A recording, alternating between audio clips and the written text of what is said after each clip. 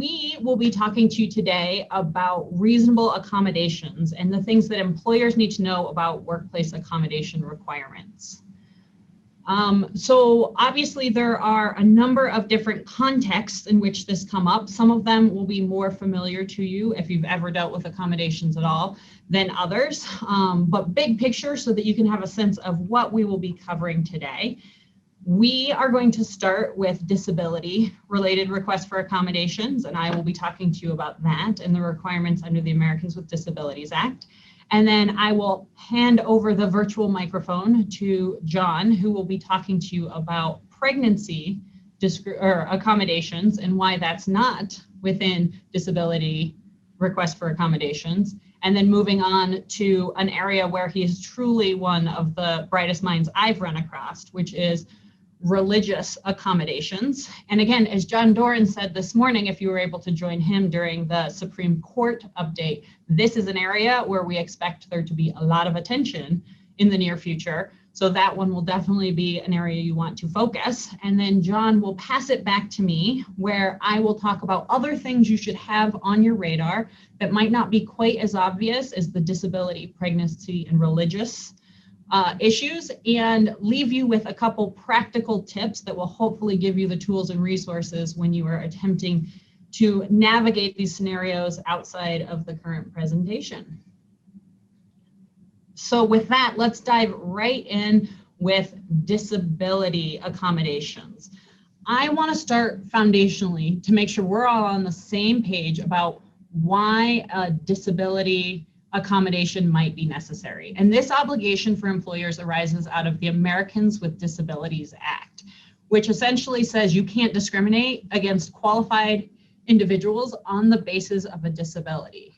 I want to highlight here, though, that the requirement for an accommodation arising from a disability is almost definitely also covered under the various state laws that you are dealing with. So we're going to talk about the ADA today primarily, but you always want to be aware of those state laws and their implications. Luckily, in the disability arena, there tends to be a lot of consistency in this particular field as to what is required, but that's still something you always want to keep an eye out for.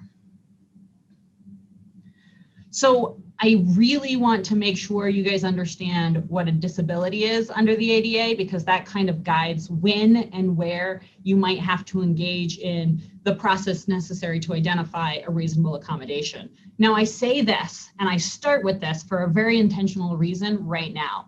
We are in the middle of a pandemic, as you all know, and have been hearing about in all the different presentations we've been doing. And at least for a lot of the employers I work with, that means we've been getting more and more requests for accommodations, right? People coming to us as employers and saying, hey, I want to be treated in a unique way. I don't want to have to comply with this policy. I want to be able to work from home. There's tons of different ways in which it arises.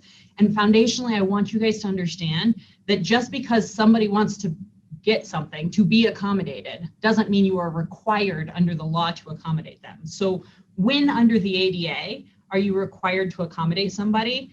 It is when they actually have a disability, right? So if somebody, sorry, stepping back for a second, what is a disability?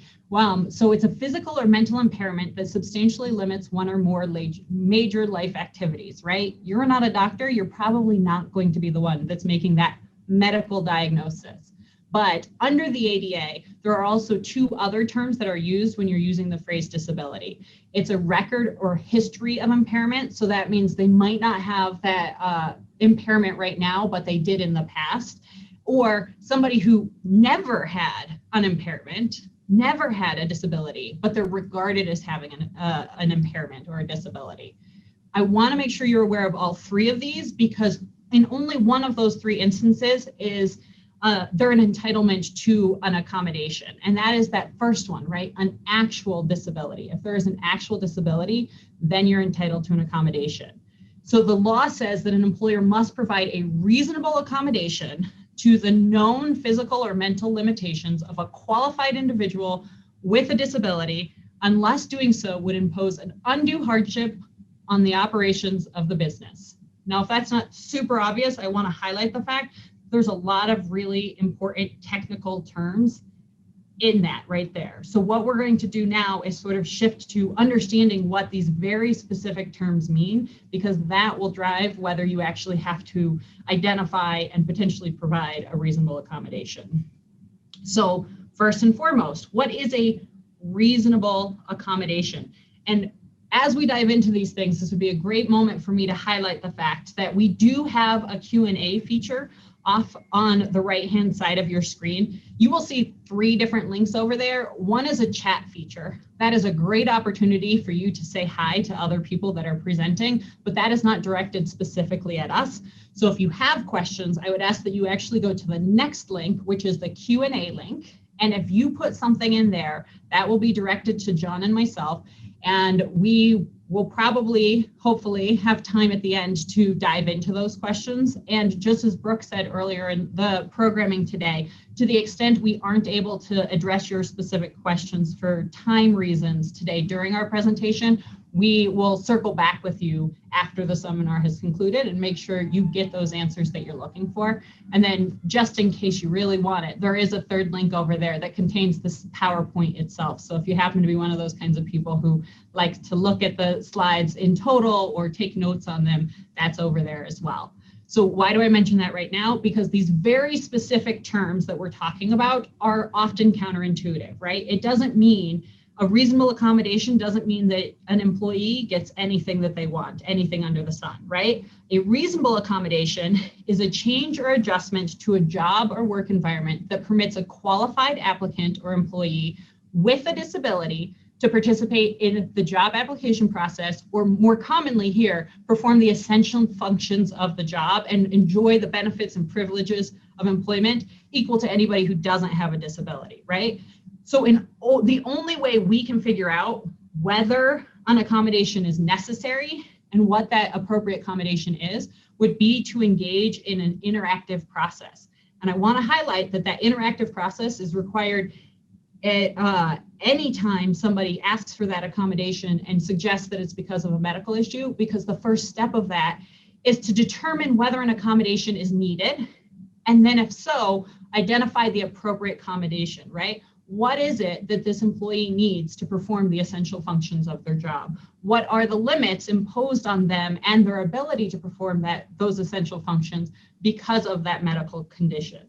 This is not an opportunity for employees to demand, employers to demand unnecessary information from their employees, right? An interactive process, what you are supposed to be doing is identifying the information you need to know in order to determine, 1, is an accommodation necessary? And 2, if so, what would be a reasonable accommodation? What would actually permit them to perform their essential functions of the job? The other point I want to highlight on the interactive process element of this is failure to engage in the interactive process can actually be a violation of the ADA in and of itself. You should be aware of that, and you should equally be aware of the fact that this obligation to engage in good faith in that interactive process is on both the employer and the employee. So I can say I have seen cases where the employee was the cause of the breakdown in the interactive process, and the employer ultimately prevails in those claims, but you do not want to be the one who causes the breakdown in the interactive process. You are trying to find the information you need to figure out whether an accommodation is needed, aka do we have a disability we're dealing with, and if so, what are the limits imposed on the employee's ability to perform the essential functions of the job arising from that disability. So I hope this isn't surprising at all. The next thing we really need to look at is what is an essential function of a job, right? This doesn't mean that an employee gets everything they want in order to do any little aspect of the job, or that an employer can say you must be able to do every little tiny nuance of what you would expect the average employee to be able to do. So according to the EEOC, the agency that will be looking at your claims if you're ever challenged under the ADA, under a theory that you failed to accommodate somebody, the first place you go, the essential functions are the job duties that an employee must be able to perform with or without accommodation. These are the things they have to be able to perform. If you're a truck driver, you have to be able to drive the truck. doesn't necessarily mean you have to be able to unload the boxes from the truck, right? What is essential to the position in question? It's the reason the position exists, right? Things that the EEOC says you should look at in determining what the essential functions are is the performance of the function cannot be distributed, right? This isn't something that you can hand off to somebody else or somebody else can assist with it and you're fine. And to the extent there's some sort of expertise or skill required to perform the function, then it's unlikely that it can be distributed to somebody else. So that might make it essential even if it's not the driving of the truck for the truck driver. So keeping in mind when a reasonable accommodation needs to be provided, what the essential functions of the job are, I would highlight the fact that the EEOC has already created a list of what it considers to be a reasonable accommodation. These instances outlined in this slide are things that are listed on the EEOC's website and in its guidance as to what might be a reasonable accommodation. But the important aspect to remember is that this is extremely fact specific and it will require an individualized assessment of the employee in the question and the position that that employee has at the company. I do want to take 1 minute just to highlight the leaves of absence aspect of this. I don't know if any of you guys got to attend Amy and Elizabeth's presentation during the last breakout session, but I think that it's very interesting. I'm a giant employment law nerd, and that's probably why, and very notable the way leave of absences as a reasonable accommodation have played out. Because remember, a reasonable accommodation allows you to perform the essential functions of your job. If you are on a leave of absence, you're not performing the essential functions of your job, right? You are inherently not working if you're on a leave of absence. So I would just highlight there that there are some courts who have found, and the EEOC clearly believes that a leave of absence of some length, depending on the circumstances, is a reasonable accommodation. There are some good cases out there that says a request for an indefinite leave of absence, where you're asking essentially to not have to work for the foreseeable future, is not a reasonable accommodation. And it is one that, at least from my experience, I get calls on all the time. An employee requesting to extend leave over and over again, or to be absent for the foreseeable future with no definitive end date or even a possibility of knowing when they might come back. So the final term I think that we're going to talk about real quick is the concept of undue hardship. So as you may recall, a reasonable accommodation and the obligations under the ADA from a couple slides ago requires you to provide a reasonable accommodation to a person with a disability unless doing so would pose an undue hardship. So that essentially says that the company would have significant difficulty or expense considering things like the nature and cost of the accommodation, the overall financial resources of the company, and the facility itself, and the type of operations itself, right? And I want to highlight the fact that undue hardship is a different concept than the reasonable accommodation itself, right? These are two separate analyses that you need to get to if somebody's asking for something. Is it reasonable, right? Is it going to allow them to perform the essential functions of their job? And even if it is reasonable, is there going to be an undue hardship if you provide it to them? There was a really interesting case that recently came out in the 10th Circuit, which is what we're dealing with here if you're located here in Colorado. And that is the concept that you do not need, as an employee suing an employer for failure to accommodate, to show a separate adverse employment action, like that you were fired, you weren't promoted, you were assigned to a less favorable position.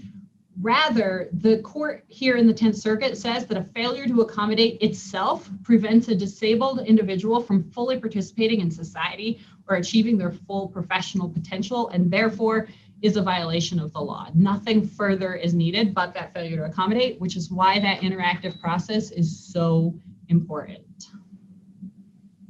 Okay, so I want to finish with the disabilities with two quick scenarios, just so you can see this kind of in action. So the first one involves an employee who works as a maintenance mechanic until he was diagnosed with carpal tunnel syndrome. His doctor determined that he cannot lift more than 25 pounds. The maintenance mechanic is regularly required to lift 40 or more pounds. That position, that is one of the job duties. The employee demands that he be accommodated in the form of other employees doing the heavy lifting for him, right? So he essentially says, I'll do the rest of my job, but anytime something heavy needs to be left, we'll just go find another employee and get them to do that. Is that a reasonable accommodation? So I want to highlight the fact that this is a real case. It's Gardia v. JBS out of the 8th Circuit, came out in 2019.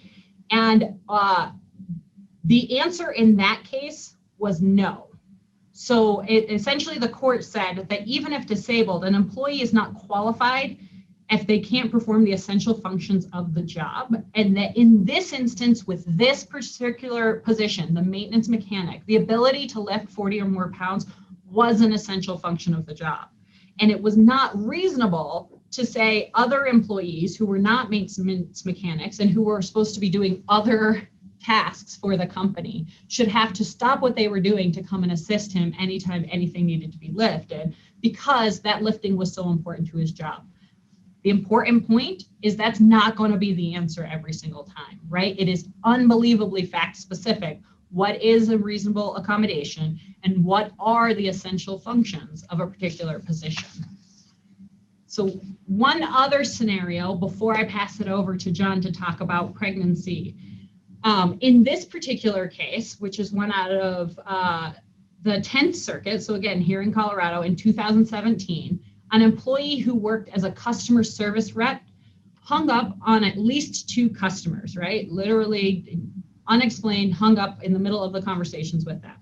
When the employee was called in to be disciplined, she informed her manager that she could not remember either incident and believed it was because of a drop in her blood sugar.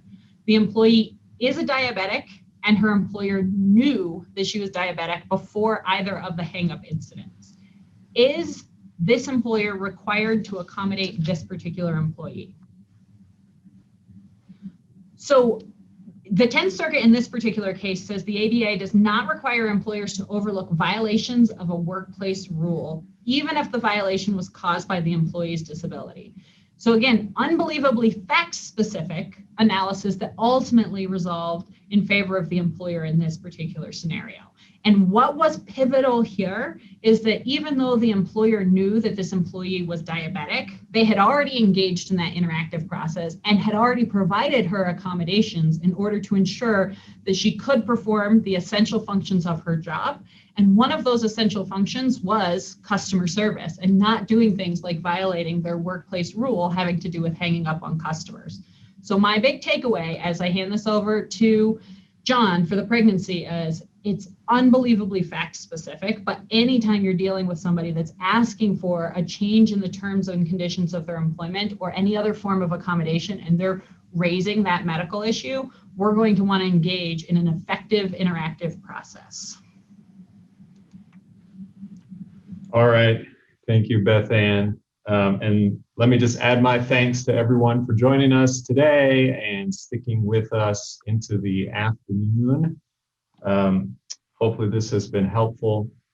And as Beth Ann mentioned, I'm relatively new to the firm, so I haven't had a chance to meet many of you. I'm sure I've met some of you virtually, and some of you not at all, but we look forward to meeting in the future. So I'm going to talk about pregnancy accommodations and then switch over to religious accommodations. And again, just a reminder, if you have questions, I know I've seen some in the chat, but we're going to prioritize, if we get time for any at all, we'll prioritize the ones on the Q&A box, so put them in there.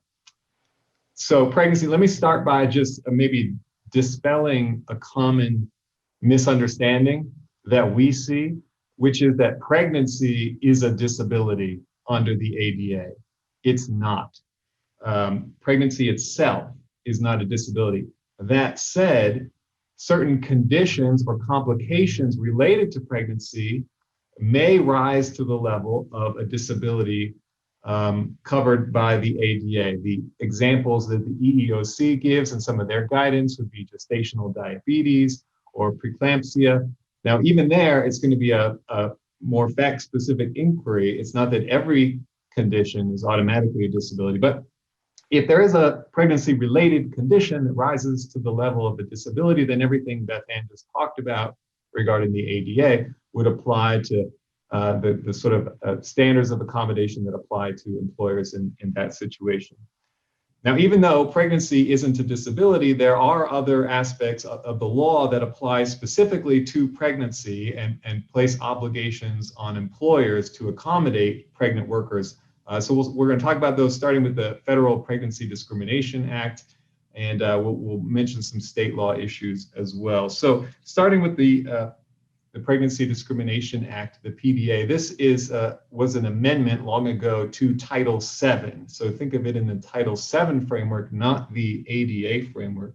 And what's important to know about the PDA is that unlike the ADA, it applies to a pregnant employee who's temporarily disabled, whether or not they're temporarily disabled, right? The pregnancy itself is what triggers the obligations under this act. And I think Brooke mentioned a case earlier today, Young versus UPS from 2015. That case, I think I had the citation on the previous slide, that Supreme Court case really spelled out the meaning that applies now to the Pregnancy Discrimination Act. And the gist of it is that an employer who accommodates other workers, non-pregnant workers, to whatever extent, needs to provide sort of the same level of accommodations to workers who are pregnant. The PDA doesn't set an absolute bar or sort of a reasonable standard that's out there. Rather, it says, look, employer, wherever you set the bar for the rest of your workforce, that needs to be the same bar, or at least the same height of bar, of how much accommodation you provide to workers who are pregnant and needing an accommodation. And that makes sense. I mean, that's the name of the act here, the Pregnancy Discrimination Act. Pregnant employees, according to the Supreme Court in Young, they don't get, these are the Supreme Court's word, favored nation status, but they need to be accommodated at least as much as other workers. So in addition to the PDA, though, there are some state laws, and I'm just going to mention Colorado here since that's where we're sitting, that do provide what you might consider a more absolute objective standard for employers as far as accommodations go, rather than just the sort of relative standard that the PDA imposes.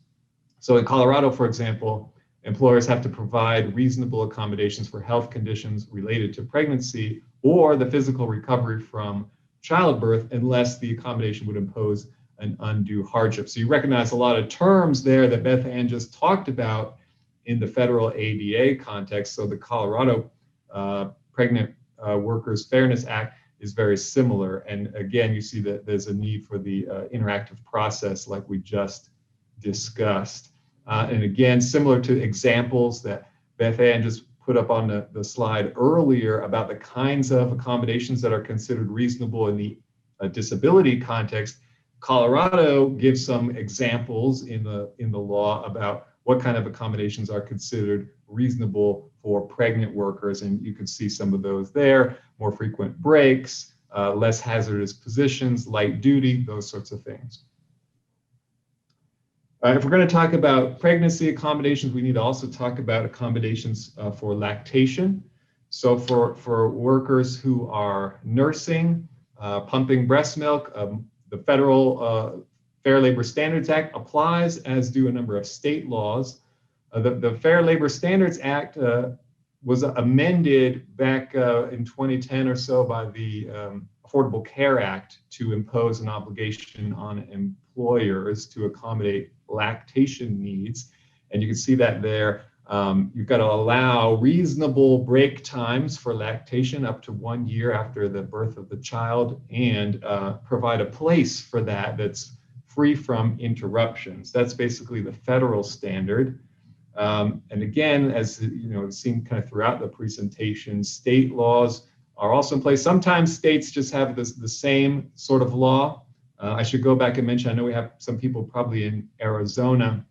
Going back to pregnancy discrimination, Arizona has a law going into effect this summer, but it's really just a version of the federal PDA.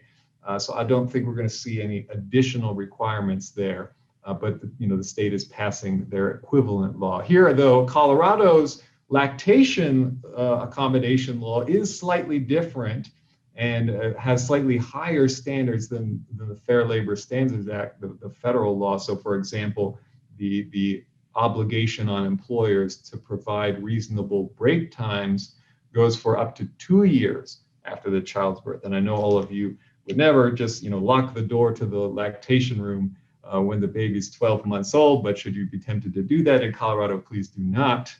And the verbiage in the Colorado law for the sort of privacy that you need to provide in the lactation room is a little bit different than the federal law. I won't get into the nuances there, but it's just something to be aware of. So like Beth Ann, I've got a couple scenarios here before we shift over to religious accommodation. And I will just preface these by saying, so these are recent cases. And let me preface, I'll just give you a second after we read these to think about, who wins? Who do you think wins? And if you think the answer is obvious, then I think that might be a red flag that your grasp of the issues needs to grow, because these are difficult cases that went up to the federal courts and were not easy to resolve. They're kind of on the edge of the interpretation of law here. So here's the first one. We got a pregnant vascular technologist at a private hospital in New York City. She requested an exemption from the hospital's mandatory flu vaccine. So we don't have a lot of COVID vaccine cases yet. I'm sure we will get those, but we can look to the influenza vaccine cases, mostly healthcare providers that had these policies. She says, I don't want to get this vaccine because I'm pregnant. And it says right there on the label of the vaccine that this really hasn't been well studied in pregnant women. So she's not disabled. She's not claiming to be disabled, but she just says, I don't feel comfortable getting this because, it says right there, there's some risks. The hospital denied the request. She requested just to be exempt from the policy. And then when she didn't get the vaccine, they terminated her for insubordination. And she sues under the Federal Pregnancy Discrimination Act. So my question to you is, who wins? Well, the hospital wins here. It was an interesting situation. As we talked about the Pregnancy Discrimination Act, you'll recall that, I said it's really a relative statute, which is to say it puts an obligation on the employer to be consistent. If you accommodate other workers, then you've got to accommodate. Now, here's a situation where the very nature of the request for an accommodation was one where there's not going to be any other similar workers, right? She said, look, the risk factor here only applies to pregnant women. This is the only population that hasn't been studied in this vaccine context. And the court was pretty sympathetic to that, but said, look, we just don't have case law on that. You can't have this unique, pregnancy is unique kind of argument. Now, I should point out, this is a very recent case just from about 2 months ago. So in all likelihood, it will go up to the Second Circuit and it could be reversed. But for now, we have an employer win here. Let me give you another one, another Pregnancy Discrimination Act case. So we got a pregnant EMT, and in virtue of her pregnancy, she has a lifting restriction of 50 pounds. The job requires 100 pounds. As I understand it, the stretcher alone, an ambulance stretcher alone is like 100 pounds. So if you have a person lying on that, this is obviously an essential duty here to be able to lift this weight. So she asked for a temporary reassignment as a dispatcher. And as it turned out, the ambulance company had previously reassigned people to other light duty jobs when they had lifting restrictions, but only where the lifting restriction arose from an on-the-job injury. So she asked for light duty in virtue of pregnancy. The employer denied the request. And then it said, well, now we know you can't lift more than 50 pounds, so you got to get a medical release, which she couldn't do, and so she was terminated. She sued under the PDA. So who wins here? We don't know yet. This one's heading to trial. Initially, the trial court granted summary judgment an automatic win for the ambulance company. And as you can imagine, the issue here is really the tricky part of this case is this pregnant worker with her lifting restriction, is she more like other workers who were injured on the job and had lifting restrictions as a result? Or is she more like, and those workers got accommodations, or is she more like workers who are injured maybe off the job or something else happened and they had a lifting restriction as a result of that and they did not get an accommodation, right? Because again, we're trying to level the playing field here. So who are we looking at? Which of those groups is more similar? And the trial court said, she's really more similar to the workers who were injured off the job, so employer wins. But the 11th Circuit reversed, and it's going to go to trial, and we're going to see what happens here. But the takeaway from this case is that you don't get an automatic employer win here just because you might think pregnant workers are more similar to a certain population. As long as there's kind of some group of people in your workforce that you're accommodating in some similar way, that might be enough to trigger the PDA, even though that might be not enough under other Title VII type frameworks that require comparators. So let's talk about accommodating religion, employees' religious beliefs. And this arises, the obligation here that we're going to focus on under federal law arises from Title VII, which prohibits religious discrimination. And as you may know, religion is defined very broadly in Title VII to include all aspects of religious observance and practice, as well as belief. And so the obligation is that an employer has to accommodate these religious beliefs reasonably, unless there's an undue hardship. And we see that term. We're going to come back to that term. But I want to start by addressing an issue that comes up in our work with employers on a regular basis. And I think we'll see this more, and you may be facing this already with if you have a COVID-19 vaccine policy, which is, how do I really know this is a legitimate request for an accommodation? Is this person just making this up? Are they really religious? Is this really sincere? And that's a legitimate question to ask. Under Title VII, for an employee to ultimately prevail on a claim of religious discrimination, that my religion wasn't accommodated, they have to show eventually that they have a bona fide religious belief that conflicts with a job requirement. Another way to say that is they have a sincerely held religious belief. And so there's sort of two aspects of that. One is this belief that they're asserting actually religious? And then the second thing is it bona fide? Is it sincerely held? So let me talk about the first thing. Is it religious? Because Title VII does not protect and does not require employers to accommodate individuals' moral beliefs or just their social beliefs or even their personal preferences. Title VII talks about religion. We have to accommodate religion. And, as you can imagine, the line between a religious belief or religious objection, something that clashes with a job expectation, and a moral belief is not always clear. And so there's some case law on this, and it often goes back to this old Supreme Court case called Seeger, which is not an employment case. This is actually a case about objections to the selective service. And the basic gist, and we see this fleshed out a little bit more in circuit court cases, is that something is religious, a belief is religious if it occupies the kind of role in a person's life that we would expect, when we sort of stereotypically think of religion. And there's more nuances we could get in there. And I'll say kind of as an overarching point in this area that like with the ADA, this is very fact specific. And so it's an area where you have to think very carefully about each individual case or request for an accommodation, be interactive, get counsel if you're wanting to question. The other area here is the belief sincerely held? I put on the slide some questions that the EEOC provides in their guidance about religious discrimination. They are fairly common sense.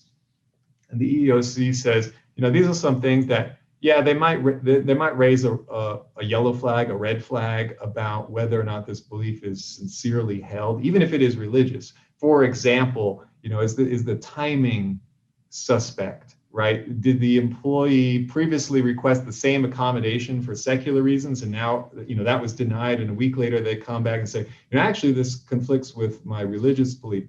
Well, that may prompt some further questioning. But in this, we're just saying, please use caution. And this is from the EEOC, right? You only want to really push on this. The EEOC's advice to employers is, in most cases, it's best not to question whether a belief is religious or sincerely held. Now, one of the things that's going to help that is that the standard for undue burden is very low here. We're going to talk about that in just a couple seconds. But there may be times where you're going to question this, and there's a legitimate objective basis, and you may request further further evidence. There's no set way to do that. Commonly, we might see a request of the employer to provide some letter from a religious leader or a clergyman. And I'll point out in that context too, one thing to remember is that an employee who's requesting a religious accommodation, the religious belief that's at issue that they are asserting does not need to be widely held or even rational to entitle that employee to the protections of Title VII. We might think that that belief is irrational, and it might even be the case that this particular employee's belief doesn't even line up with the denomination or the religious group that they're a part of. But that doesn't give employers a free pass. I said I was going to talk about undue hardship in the religious context because Beth Ann already talked about it in the ADA context, and it's different. The words are the same, but the meaning is different. So long ago in the 1970s, the Supreme Court decided a case that is still good law, TWA versus Hardison, where they said requiring employers to bear more than a de minimis cost in order to provide a religious accommodation is an undue hardship. So the standard, as we frame it here, is de minimis, right? Thurgood Marshall he dissented from that, and even today, there's this. Just a couple weeks ago, the Supreme Court denied cert in a case where this standard would have been revisited, and several judges dissented from the denial of certiorari, and they said, look, Hardison, this old case, really just gutted Title VII's protections for religious employees. And that may or may not be true, but this is the standard we have, de minimis. And so if a request for accommodation would impose more than a de minimis cost, that's different from what we saw in the ADA context, which is a significant difficulty or expense, right? It's a much lower standard that, I guess you could say, favors employers. And that's what we're just saying here. Now, I'll point out, again, state laws may be slightly different. In my research, most states follow Hardison. They follow this same de minimis standard, but some states may have a higher standard, and other states just don't have case law on it. They use the words undue hardship in their statute, but they've never had a case interpreting that, so it's not clear. And if you're going to be the first case, you don't know if that state is going to apply Hardison or something more like the ADA standard. And then let me just mention too that because Beth Ann talked about this case in the 10th Circuit from just a few months ago, XB Stoley, where the issue was whether or not a separate adverse action is required in addition to the failure to accommodate. And so in the 10th Circuit, in the disability context, the answer is clearly now no, right? An employee can state a claim simply in virtue of the failure to accommodate, even if there's no additional adverse action. That's not the case in the 10th Circuit when it comes to religious accommodations. The 10th Circuit has said you need also, in addition to the failure to accommodate, some other adverse action. Now, there's a circuit split about that. The EEOC disagrees with the 10th Circuit.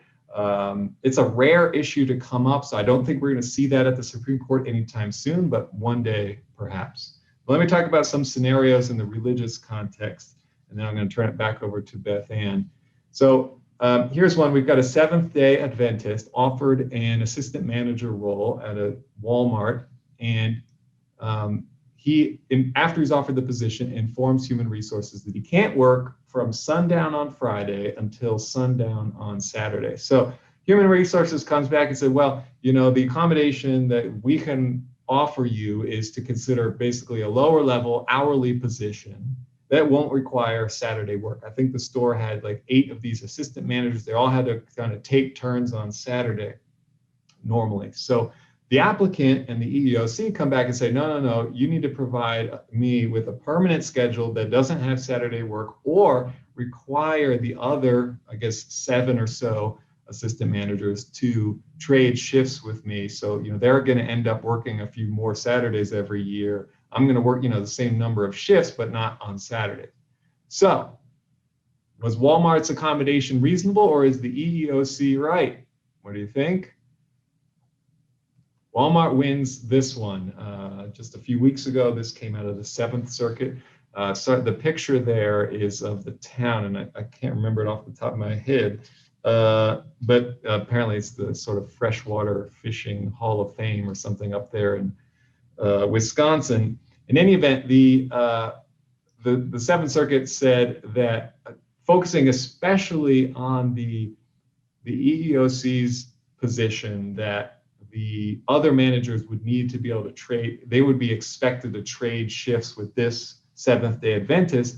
The 7th Circuit said, no, you can't shift the burden onto the coworkers. And any of these other things would be more than a de minimis burden on the employer anyway. So it's another example of how low that burden is, the standard de minimis burden for employers.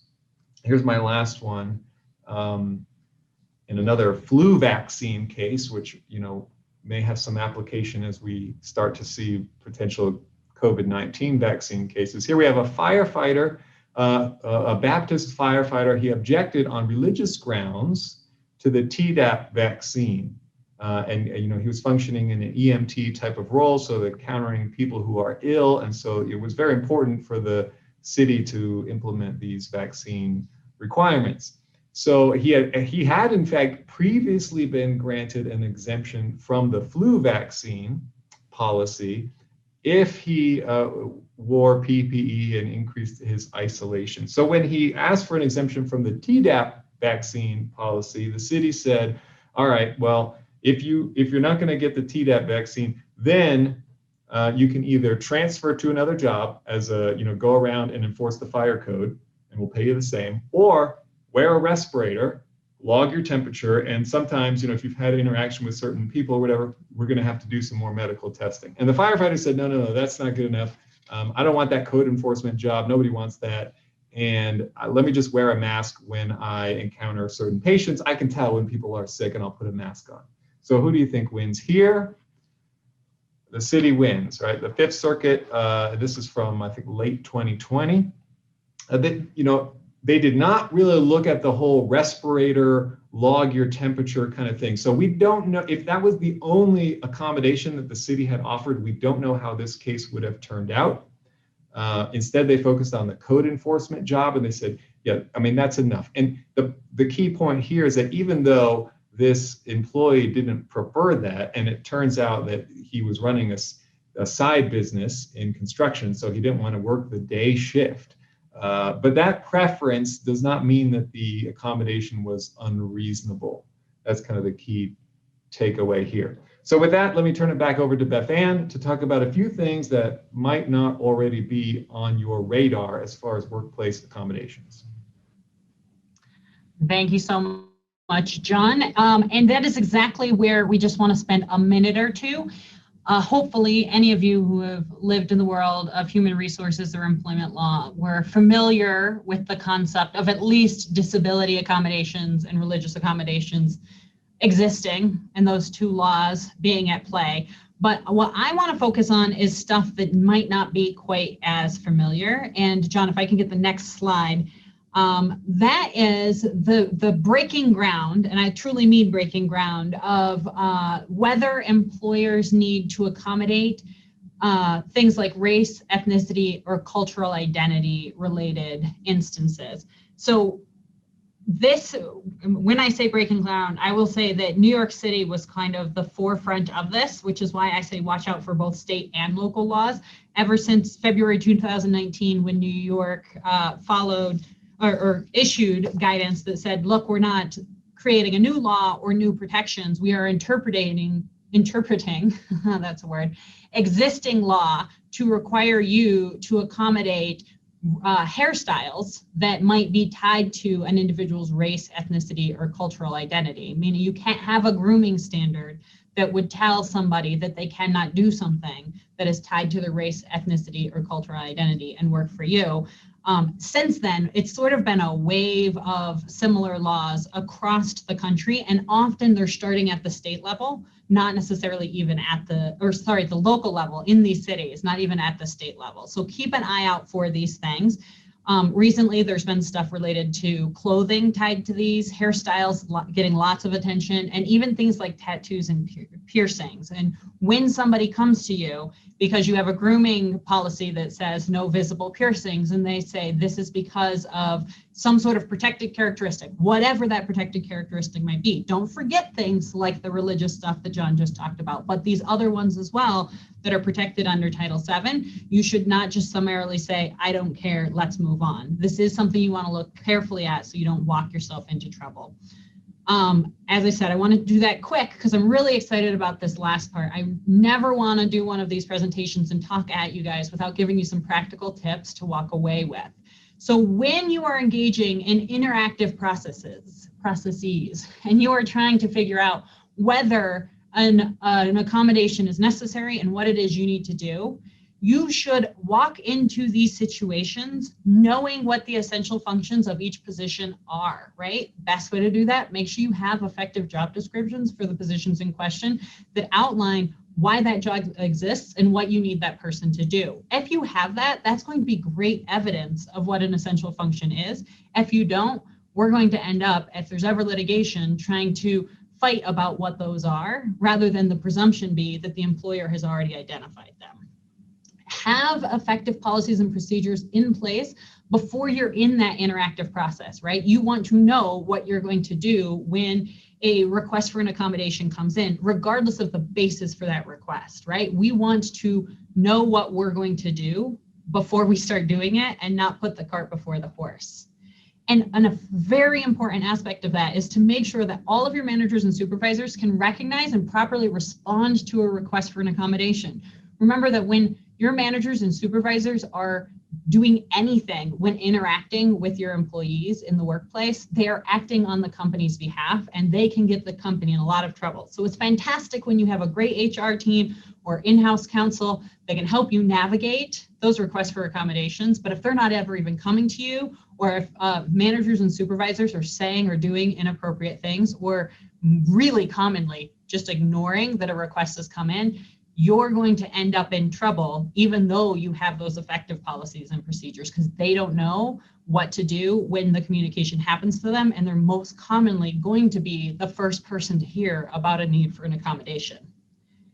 Absolutely keep it confidential. Remember that these are protected characteristics, right? Obviously, in the disability world, we're talking about medical information, and the obligation to keep it confidential is memorialized in multiple different laws.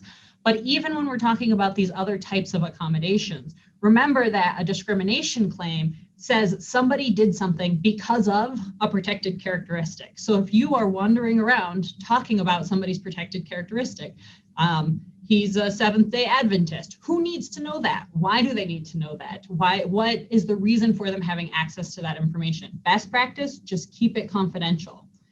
Watch out for dress codes. I don't really need to say a lot about this because this is exactly what I was just talking about, right? They have been getting more and more people in trouble, and those state and federal laws, or state and local laws, have really been focusing on things like grooming standards and the impact those have on individuals.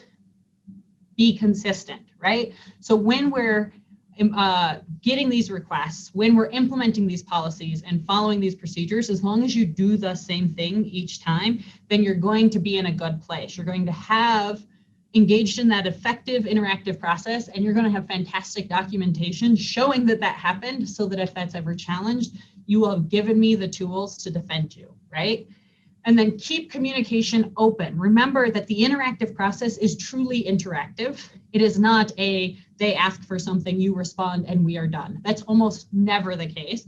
And remember that often, especially when it is something like a disability, this isn't something, that happens once and it never impacts their work. It's something that's ongoing, right? Your business operations might change, their needs might change. You need to make sure you continue to communicate with them. Okay. So just as important as what to do is what not to do. So first and foremost, do not ask unnecessary questions, especially under the ADA. But again, in general, it's a best practice. Under the ADA, asking inappropriate and unnecessary questions about a disability or medical conditions is a separate violation of the ADA. Don't walk into that. Don't ask unnecessary questions. And the best way to make sure you're not asking unnecessary questions is, again, knowing what the essential functions of the job are and what it is you have to figure out they can or cannot do. Don't play doctor or clergy, right? If you get a doctor's note, and we had a great question come in about how do we figure out whether somebody has a disability? Well, that is not your job to decide, right? If it's something obvious, you probably don't need anything more. If somebody comes in and they're blind, that is a disability. You don't need more information about their blindness and what impact it has on them. You don't need a doctor's note substantiating that blindness unless all of a sudden you realize they might have been lying to you, in which case you're dealing with a totally different situation, right? Otherwise, you can get a doctor's note and ask for the doctor, or if necessary, as John mentioned, the clergy in those limited circumstances where we have a question there, to substantiate what they're saying. And that doctor's note should not be focused on the medical condition itself, but rather what restrictions there are on the employee that arise from that medical condition or that religious observance that might impact their ability to perform the essential functions. Again, we don't want to know everything about the person's gallbladder surgery. We want to know how much they can lift because they're supposed to be able to lift 40 pounds. So we can determine whether they need a reasonable accommodation and what it is, whether they have a disability before we even get into the accommodations assessment, right? You don't get to decide that. You are not the doctor. Don't require an employee to take an accommodation. I will say this is probably most important in the pregnancy context. It's one I've seen people get in a lot of trouble for, right? You want to protect your pregnant employee. You have had a spouse or you yourself have gone through pregnancy. You know what it's like, and you are just trying to be a supportive person, and you decide to reassign that person or tell them that they're going to take extra breaks or whatever it might be. And you could potentially be violating the law. That is discriminatory if they are not requesting it, right? Similarly, if they ask for an accommodation, you can't provide them the one that they asked for, that doesn't mean you get to impose your own accommodation on them. You get to offer them another accommodation, and if they decline it, that is their right. And if they can't perform their job because they declined it, then that's fine, right? They can't perform their job, and we're in a whole different world. You cannot impose accommodations on somebody without their consent. Don't be inconsistent. I know I'm repeating myself from the last slide, but it's a really easy way to get in trouble, right? So if you have allowed some people to work from home, you want to know why you've allowed them to work from home. If you're ever going to not allow other people who have asked to work from home, not to work from home, right? So make sure you have a rational basis for your decisions, and those decisions are consistent. Do not provide accommodations that aren't reasonable. This happens all the time, right? A reasonable accommodation is one that's going to permit the employee to perform the essential functions of their job. If they're asking for something that won't permit them to perform the essential functions of their job, you do not have to give it to them. And in fact, you can get yourself in trouble giving it to them and set a precedent that you're just going to give people, regardless of any legal obligation, whatever it is that they want. Do not impose unreasonable demands on employees requesting accommodations. A great example of this, there's lots of ways it can come up, but I will talk about documentation, right?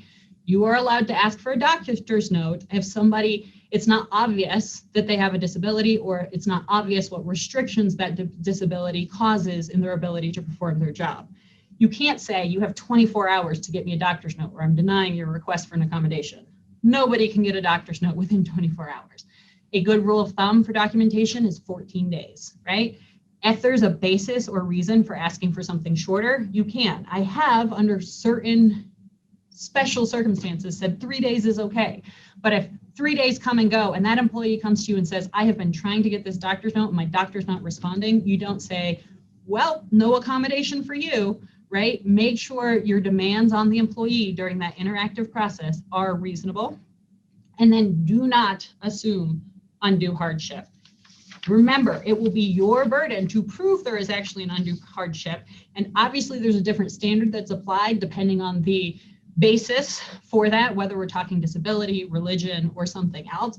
But that is not a light burden, except for maybe occasionally in that religious context. And it's one that you have to have actually thought through and have some justification for claiming.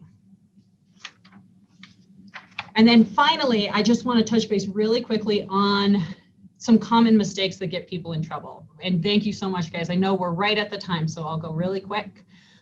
First, don't treat the employee like the enemy. Remember, it's supposed to be an interactive process to determine what's going on. They are not your enemy, and you're going to need things from them, and this will be an ongoing relationship. Don't put supervisors in charge of the interactive process, especially in the disability context. That's private, confidential medical information, and it's very easy to mess up this process. Don't plan on defending a decision not to accommodate somebody by challenging the disability or sincerely held religious belief prongs of a claim. Those are really hard burdens to meet, and it's much better to say, we looked at this, we attempted to accommodate, and there was nothing available, or we provided an accommodation, than to say, well, we just didn't think they had a disability. You don't win on those prongs very often. Don't share information unnecessarily. Again, a lot of this stuff is extremely confidential information. And then don't fail to keep your finger on the pulse. And by that, I mean, remember, this is an ongoing process, and it is likely that circumstances may change if you continue to employ a particular employee. So you want to make sure that you are still providing a reasonable accommodation as necessary. So with that, I want to highlight the fact that we've gotten several really fantastic questions in our Q&A box, and lucky for us, we have emails for every single one of you. So as promised, we will circle back with all of you offline. If anybody hasn't gotten a chance to shoot in their questions, do it quick before they shut down the session, and we are happy to circle back with people. And if you didn't get to enter your question, our contact information is directly below, and you can just email us directly. That also absolutely works. And thank you very much for spending a part of your afternoon with us. Hopefully you guys found it helpful, and we are here if you have follow-up questions. Yep, thank you.